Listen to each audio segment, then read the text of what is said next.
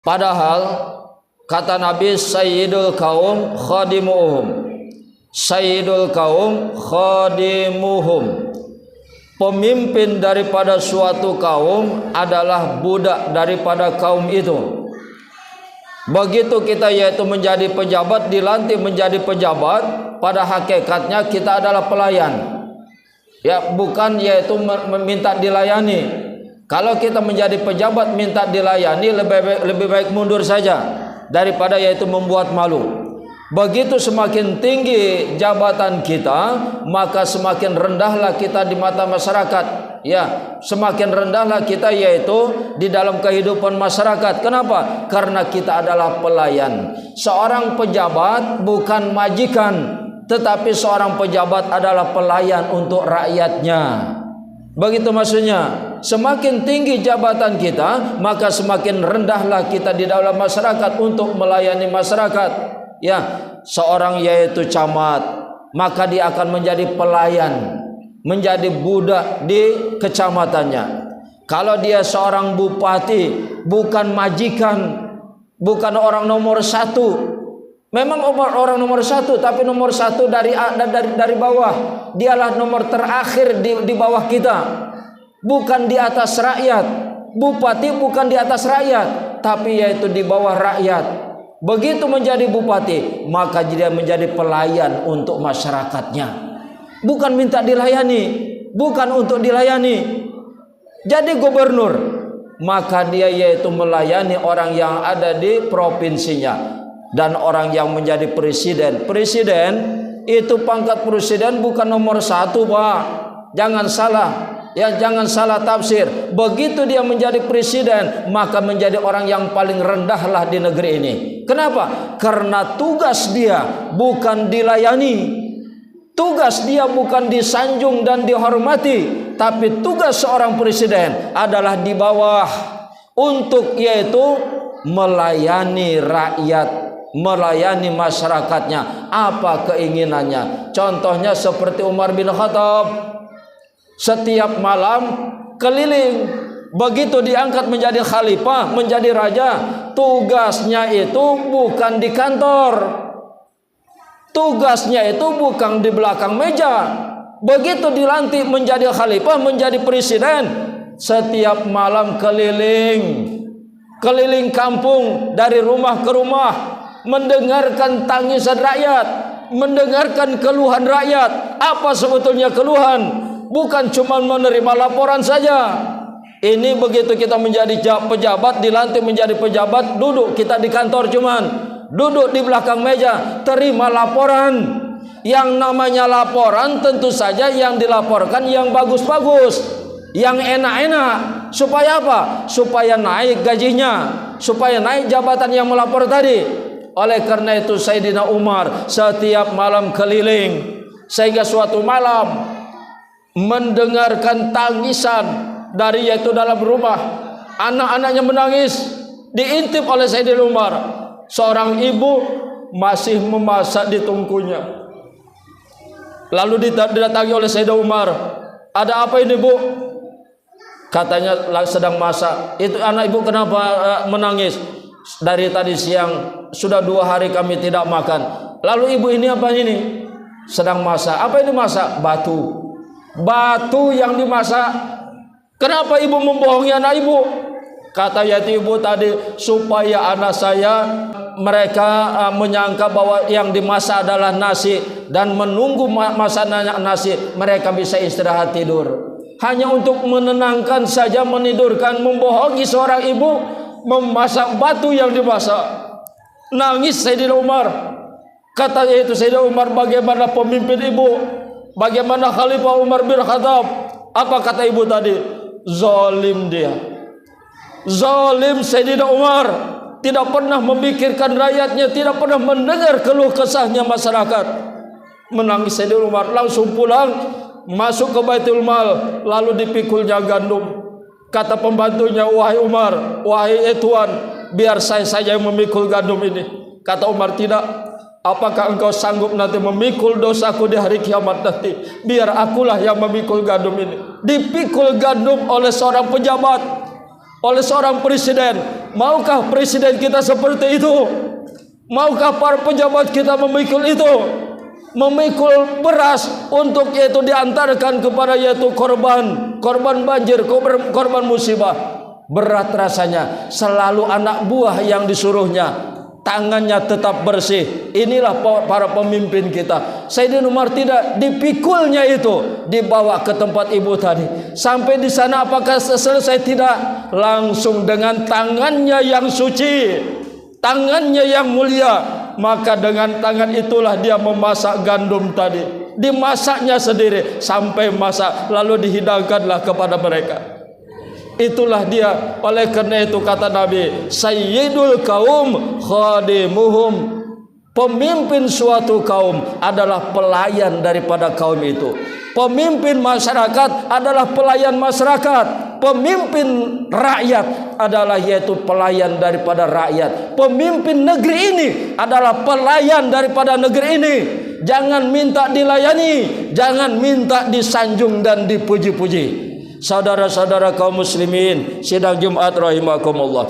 Yang ketiga kata Muaz, kami tidak bisa terlepas daripada wal kibari, penyakit sombong di dalam beribadah.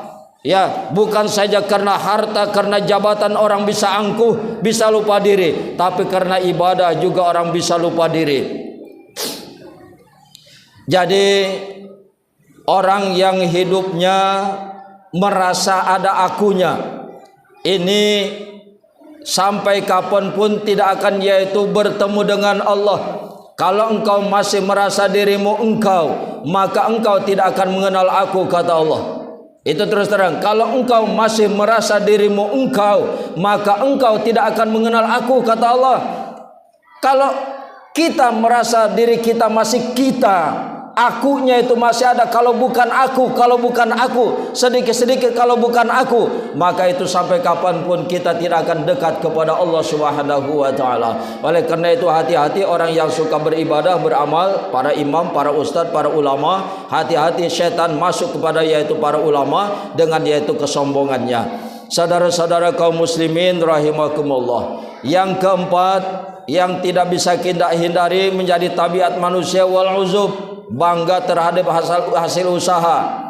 Ya, bangga terhadap hasil usaha. Begitu ditanya sama orang, hebat ibu ya, hebat bapak ya, berhasil semua anak-anaknya. Iya katanya, ini berkat yaitu hasil usaha saya, peras keringat banting tulang, ya, mencari yaitu rezeki untuk biaya anak. Allahnya lupa. Apalagi misalnya, hebat ya bapak menjadi orang yang sukses, jabatan meningkat terus. Apa katanya? Iya, berkat usaha saya. Allahnya hilang. Ya, yang sebenarnya yang seharusnya begitu kita dipuji tentang hasil usaha kita, kalimat yang pertama kali kita ucapkan, haza min fadli rabbi. Ini adalah karunia daripada Tuhanku. Allah yang ngasih. Anak saya sukses, Allah yang ngasih. Saya yang sukses, jabatan saya sukses, Allah yang ngasih. Itu jawaban yang benar. Saudara-saudara kaum muslimin rahimakumullah. Yang selanjutnya, yang kelima adalah wasum'ah, selalu pingin didengar omongannya. Yang keenam adalah waria, pamer di dalam ibadahnya. Ini kata Muaz. Kata Rasulullah, wahai Muaz, kalau engkau ingin selamat daripada ini, mudah syaratnya. Apa itu? Wahfiz lisanika minal waqi'ah, jagalah lidahmu daripada menjatuhkan orang lain. Muaz, kalau engkau merasa dirimu itu dhaif, lemah, tidak berdaya, maka syaratnya wahfiz lisanaka anil minal waqi'ah, jaga lidahmu daripada menjatuhkan orang lain. Minal ghibati, daripada menghibahkan orang lain. Wahmil dzunubaka alaika wala tuhamilna alaihim, cukuplah engkau menanggung dosamu sendiri, jangan sampai menanggung dosa orang lain. Ya, menanggung dosa sendiri pun kita kewalahan, jangan sampai engkau menanggung dosa orang lain lagi. Wala tuzaki nafsaka bizammihim, jangan engkau membersihkan dirimu dengan yaitu memburukan orang lain. Wala tarfa'u nafsaka alaihim birwa'ihim, jangan engkau meninggikan, mengangkat dirimu dengan menjatuhkan orang lain.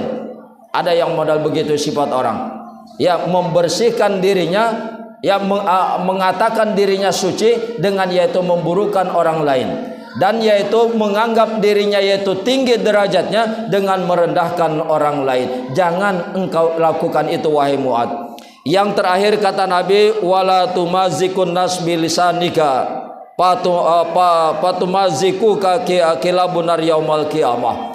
Wahai Mu'adz, jangan engkau mengoyak-ngoyak hati manusia, jangan engkau menyakiti hati orang lain, jangan engkau menghancurkan, membuat sedih hati orang lain. Kalau engkau buat itu wahai Mu'adz, kalau sifatmu seperti itu wahai Mu'adz, kata Nabi, maka mengoyak-ngoyak engkau oleh anjing-anjing neraka di hari kiamat nanti.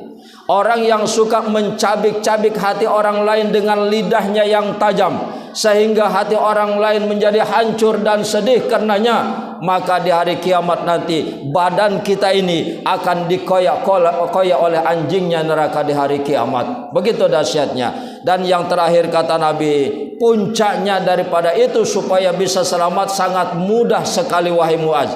Standar hidupmu ada pada dirimu, kata Nabi. Standar hidupmu ada pada dirimu, keselamatanmu ada pada dirimu. Apa itu? Kata Nabi, antuhiban nas ma tuhibbu li nafsi. Cintailah manusia sebagaimana engkau mencintai dirimu sendiri. Cintailah orang lain sebagaimana engkau mencintai dirimu sendiri. Wa takrah lahum ma takrahu li nafsi. Bencilah yaitu manusia sebagaimana engkau membenci dirimu sendiri. Apa itu coba? Apa saja perbuatan yang diperbuat oleh orang lain kepada dirimu membuat dirimu senang, maka bolehlah perbuat itu kepada orang lain. Begitu maksudnya. Apa saja perbuatan orang lain yang apabila diperbuat oleh orang lain, oleh temanmu, oleh sahabatmu kepadamu, membuat dirimu senang dan gembira, boleh perbuat itu kepada orang lain. Tetapi apabila perbuatan itu diperbuat oleh orang lain membuat dirimu marah, membuat dirimu benci, jangan engkau perbuat itu kepada orang lain. Itu standar hidup. Itu kata Nabi yang bisa menyelamatkanmu daripada dunia sampai akhirat, bahkan bisa menyelamatkanmu, memasukkanmu ke dalam surganya Allah Subhanahu wa taala. Jadi mudah-mudahan ini menjadi pegangan hidup kita. Sekali lagi, cintailah manusia sebagaimana engkau mencintai dirimu sendiri. Bencilah manusia sebagaimana engkau membenci dirimu sendiri. Jadi mudah-mudahan ini bermanfaat.